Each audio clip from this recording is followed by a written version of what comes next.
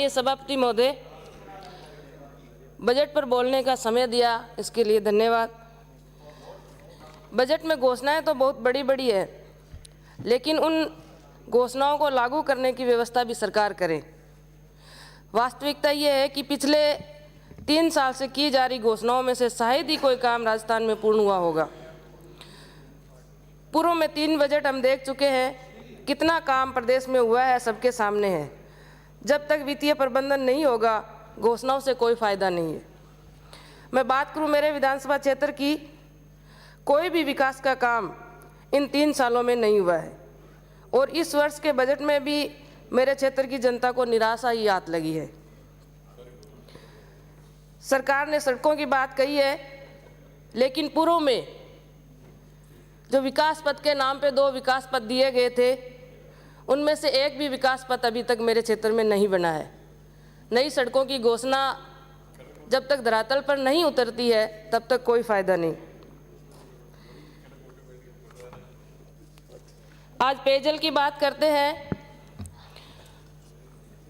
पूर्व में 10 ट्यूबवेल और 40 हैंडपंप की सरकार द्वारा बात कही गई थी, लेकिन मेरे विधानसभा क्षेत्र में हैंडपंप और ट्यूबवेल कहीं नज़र नहीं आ रहे हैं। ऐसी घोषणाओं का क्या फ़ायदा जिनका काम धरातल पर नज़र ही नहीं आता है। मैं धन्यवाद देना चाहूँगी हमारे माननीय प्रधानमंत्री जी व माननीय गजेंद्र सिंह जी को कि जल जीवन मिशन योजना लेकर आए, जिससे राजस्थान की जनता को सुचारू पेयजल मिल पाएगा। आज सरकार मुफ्त बिजली की बात कर रही है, लेकिन मेरे विधानसभा क्षेत्र में डिमांड भर देने के बाद भी बिजली विभाग द्वारा ये कहा जाता है कि सामान नहीं है और कनेक्शन नहीं दिए जा रहे हैं। सरकार द्वारा कोरोना काल के 2 वर्ष के बिजली बिल माफ़ किए जाए, ये मैं सरकार से मांग करती हूँ। सरकार ने बेरोजगारों को भत्ता देने की बात कही थी, लेकिन आज भर्ती प्रक्रिया को उलझाकर सरकार ने यह साबित कर दिया कि सरकार बेरोजगारों के प्रति कितनी गंभीर है। बेरोजगार आज सड़कों पर आंदोलनरत है, लेकिन सरकार अपनी वाहवाही में लगी हुई है। बेरोजगारों की कोई भी सुनने वाला नहीं है। चिकित्सा व्यवस्था की बात करें तो मेरे अनूपगढ़ विधानसभा क्षेत्र में हॉस्पिटल में डॉक्टर नहीं है। लंबे समय से मैं मांग कर रही हूँ, लेकिन हॉस्पिटल में डॉक्टर नहीं है, पद खाली है। आमजन को चिकित्सा सुविधा कैसे मिलेगी? जो 1-2 डॉक्टर लगा भी दिए जाते हैं तो वो पदभार ग्रहण नहीं करते हैं या स्थानांतरण करवा लेते हैं। इस ओर भी सरकार को ध्यान देना चाहिए। अनूपगढ़ में लंबे समय से ट्रॉमा सेंटर की मांग की जा रही है। अनूपगढ़ की स्थिति को देखते हुए और सूरतगढ़ से अनूपगढ़ की दूरी को देखते हुए भी अनूपगढ़ में ट्रॉमा सेंटर बनाया जाना चाहिए। बजट भाषण में सरकार द्वारा पारदर्शिता की बात कही गई है। ये कैसी पारदर्शिता है कि श्री गंगानगर जिला मुख्यालय से 30 किलोमीटर की दूरी पर डीटीओ कार्यालय खोला जाता है, लेकिन मेरा अनूपगढ़ विधानसभा क्षेत्र 130 किलोमीटर की दूरी पर स्थित है। अनूपगढ़ में डीटीओ कार्यालय खोला जाना चाहिए था, लेकिन उसको वंचित रखा गया है। इस ओर सरकार की अनदेखी सोचने वाली बात है। प्रशासनिक दृष्टि से भी अनूपगढ़ में डीटीओ कार्यालय खोला जाना चाहिए था, लेकिन राजनीतिक भेदभाव के कारण अनदेखी की गई है। मेरी मांग है कि जिला परिवहन कार्यालय अनूपगढ़ में खोला जाए ताकि जनता को राहत मिल सके। मेरी सरकार से मांग है कि अनूपगढ़ में सदर पुलिस थाना स्थापित किया जाए ताकि लगातार बढ़ रहे अपराध और नशे के खिलाफ तुरंत कार्रवाई हो और क्षेत्र की जनता को राहत मिल सके। सभापति महोदय, बजट के पैरा क्रमांक 130 में जिक्र किया गया है कि पत्रकारों को अधिकाधिक संचालित सरकारी योजनाओं का लाभ मिलेगा। बहुत ही अच्छी बात है, लेकिन मैं सरकार को अवगत करा देना चाहती हूँ कि मेरे नगरपालिका अनूपगढ़ में पत्रकारों द्वारा भूखंड के पैसे जमा करवाए 4 वर्ष हो गए हैं, लेकिन अभी तक भूखंड आवंटन नहीं किए गए हैं। लोकतंत्र के चौथे स्तंभ मीडिया प्रेस के पत्रकार भाई काफ़ी समय से डीएलबी के चक्कर लगा रहे हैं, उनको अतिशीघ्र पट्टे दिए जाएं। सरकार कृषि बजट लेकर आई है, लेकिन ये कृषि बजट धरातल पर कितना उतरेगा इसमें संशय है।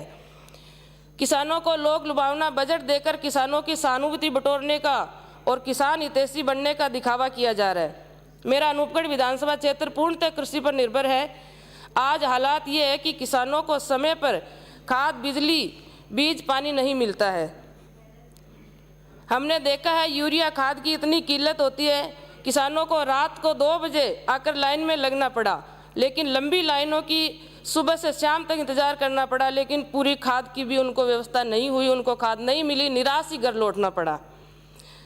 इससे स्पष्ट है कि सरकार किसानों के प्रति कितनी गंभीर है। पीछे मेरे क्षेत्र में ओलावृष्टि के कारण नरमे की फसल पूर्णतः खराब हो गई थी, लेकिन गिरदावरी सही नहीं होने के कारण किसानों को मुआवजा नहीं मिला। मैं एग्जाम्पल दूं तो एक किसान के 8 बीघा नरमा खराब हुआ तो लगभग 4 लाख का उसका नुकसान हुआ और उसको मुआवजा दिया गया मात्र 7,000। इस प्रकार की व्यवस्था ये सरकार की है तो किसानों को कहाँ लाभ मिलेगा और कौन से किसान हित की ये बात सरकार कर रही है। किसान को उनके फसल खराबे का पूरा मुआवजा दिलाए जाने की व्यवस्था सरकार करे। अभी बजट में घोषणा की गई है जैसलमेर में खालों का पुनर्निर्माण करवाया जाएगा, लेकिन वास्तव में पक्के खालों का निर्माण आईजीएनपी के प्रथम चरण में होना चाहिए, क्योंकि ये क्षेत्र सर्वाधिक उपजाऊ क्षेत्र है। मेरे अनूपगढ़ विधानसभा क्षेत्र में भी खालों का पक्का निर्माण हो और क्षतिग्रस्त खालों को सही करवाया जाए और जो क्षतिग्रस्त पुलियाँ हैं उनको भी सही करवाया जाए। पिछले बजट में कस्टम हायरिंग सेंटर के माध्यम से कृषि उपकरण उपलब्ध करवाए जाने की घोषणा सरकार द्वारा की गई थी। अनूपगढ़ विधानसभा क्षेत्र में यह सेंटर नहीं खोला गया है। इसका मतलब जो घोषणाएं पहले की गई थी या अभी भी की गई है सब संचय में है कि सरकार उन घोषणाओं को धरातल पर उतार पाएगी या नहीं। किसान हित की बात अगर करते तो मेरे विधानसभा क्षेत्र अनूपगढ़ के किसानों को समय पर पूरा सिंचाई पानी दिया जाए। आईजीएनपी के प्रथम चरण का पानी रिजर्व किया जाए, जिससे रोजाना सिंचाई पानी के लिए आंदोलन ना करना पड़े। किसानों को बार बार रेगुलेशन का इंतजार करना पड़ता है। फसल चक्र के अनुसार रेगुलेशन जारी किया जाए ताकि रबी खरीफ फसलों के प्राप्त मात्रा में पानी मिल सके और किसानों को खड़ी फसल नष्ट होने से बच सके। सभापति महोदय, इंदिरा गांधी नहर परियोजना 1 मिनट।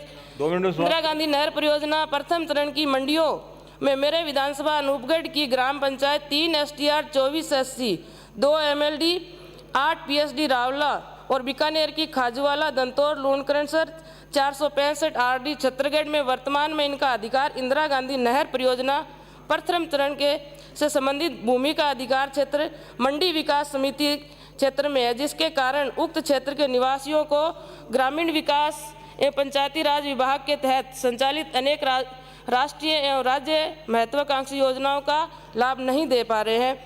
यदि उक्त ग्राम पंचायतों को मंडी विकास समिति के कानूनों, नियमों और मापदंडों से बाहर निकालकर यदि ग्राम पंचायतों के क्षेत्र अधिकार में दे दिया जाता है तो ग्राम पंचायतों में काफ़ी अरसे से वैसे BPL, अंत्योदय, गरीब लोगों को स्थायी रहने का अधिकार और सरकारी योजनाओं का लाभ मिल सकेगा।